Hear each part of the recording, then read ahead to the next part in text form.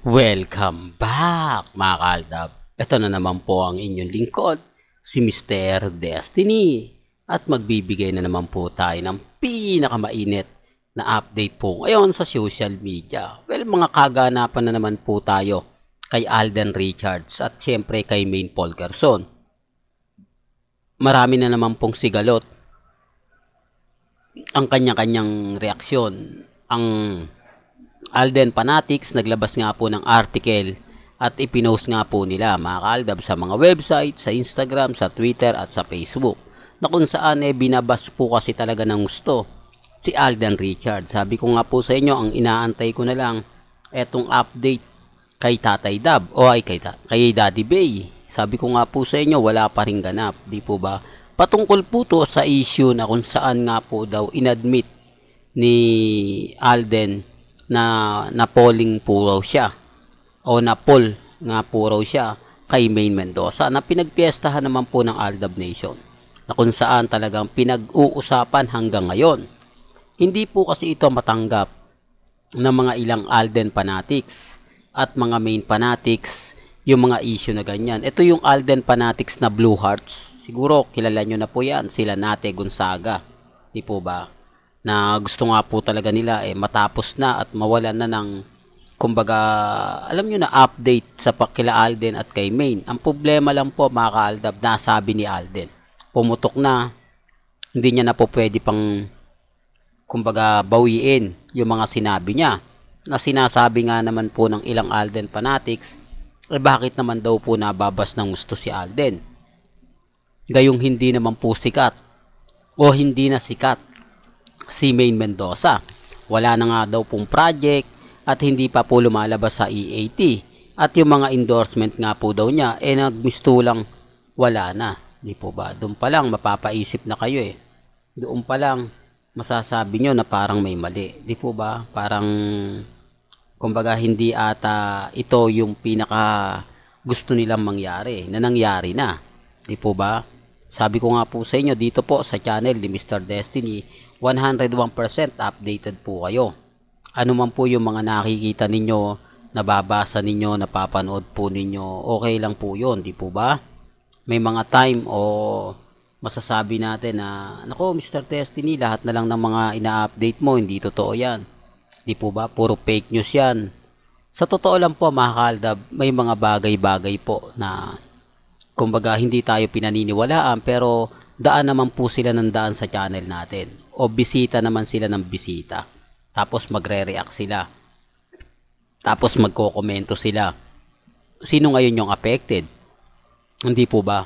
Pero bago tayo magsimula at bago natin ituloy itong mainit na kaganapan po sa social media, kung bago ka lang sa channel na to at isa kang true-blooded Aldab Nation na nagmamahal po kila Mengay at Tisoy, tama po ang channel na pinuntahan mo, kaya consider na po kitang bagong subscriber. At huwag mong kalimutang i-share ang mga video po natin sa mga mamis, sa mga titas, at sa mga senyor. Remind ko lang po sa mga nagre-react, sa mga nagsasabi ng ganito, nagsasabi ng ganon, chill lang po tayo.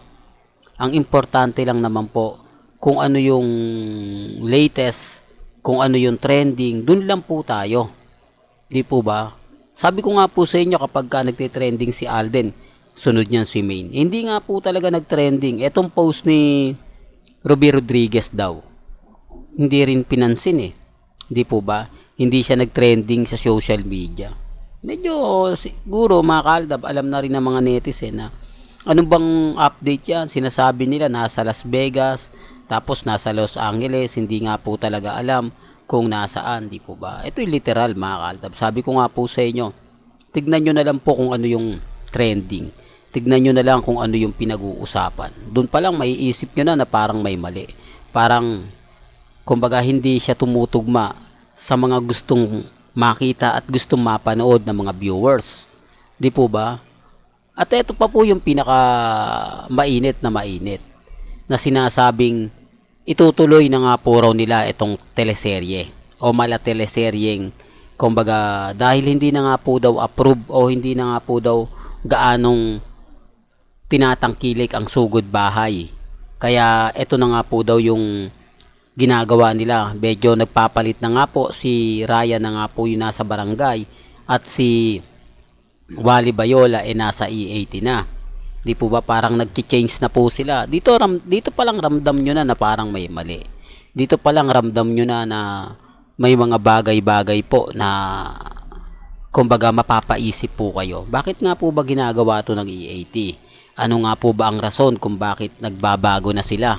Hindi na ito katulad ng dati na sinasabing ganito, sinasabing ganyan. Kasi kung titignan nyo, ang taas po ng ratings nila nung una.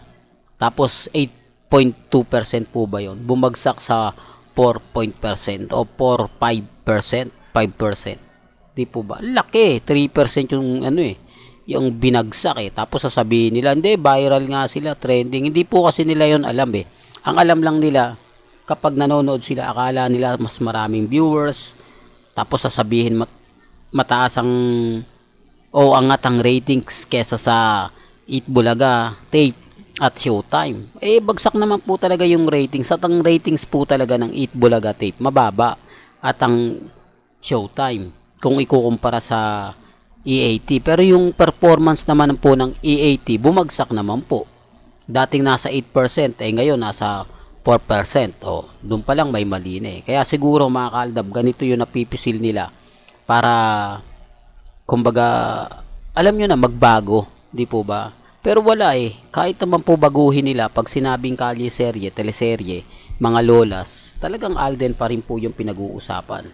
Aldab pa rin po yung talagang masasabi natin na sa kanila pa rin po. Di po ba? Totoo naman po yung sinasabi ko, kaya lang syempre maraming bitter, marami nagre-react, marami nagko-komento. Hindi porket may teleserye Mr. Destiny kalye-serye na agad-agad. Hindi porket may mga serye-serye silang ganyan, si Yaya Dab at si Alden na agad yung remind ko lang po sa mga baguhan at sa mga dumadaan. Nakatatak na po kasi sa amin yan. Kahit po siguro bata ang tanungin, kahit siguro mga ilang netizen, kapag sinabi kasing kalye-serye, ang unang-unang papasok dyan sila Lola ni Dora, Lola Tinidora, hindi po ba?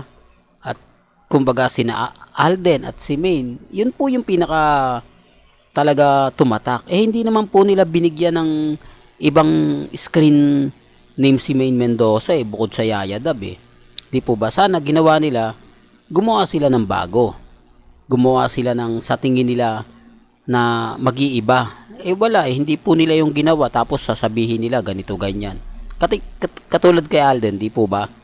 Dati sinasabihan siyang pambansang bay. Di po ba? Nung paunti-unti tinatanggal yung Aldab, paunti-unti na kumbaga dinadahan-dahan nila, iniwalay na yung tandem, nawala na po yung pambansang bay. Di po ba? Real talk yan mga kaaldab. Wala na, ang tawag na sa kanya multi-awarded. Di po ba? Alden Richards. Kaya nga po ang laki ng talagang pinagbago. Yan base po mismo sa totoong naganap at totoong nangyari. Di po ba? Hindi yung gawa-gawa lang. Kaya nga po nagtataka ako pero ang daming bitter, ang daming nagre-react. Well, hanggang dito na lang po yung updates natin. Kaya kung gusto nyo pa po ng pinaka-latest at sariwang update, abay tutok lang po kayo dito sa channel ni Mr. Destiny para updated po kayo sa mga latest at sa mga bagong video po na ilalabas po natin maya-maya lang. Hanggang sa muli, salamat po sa panonood at pakikinig.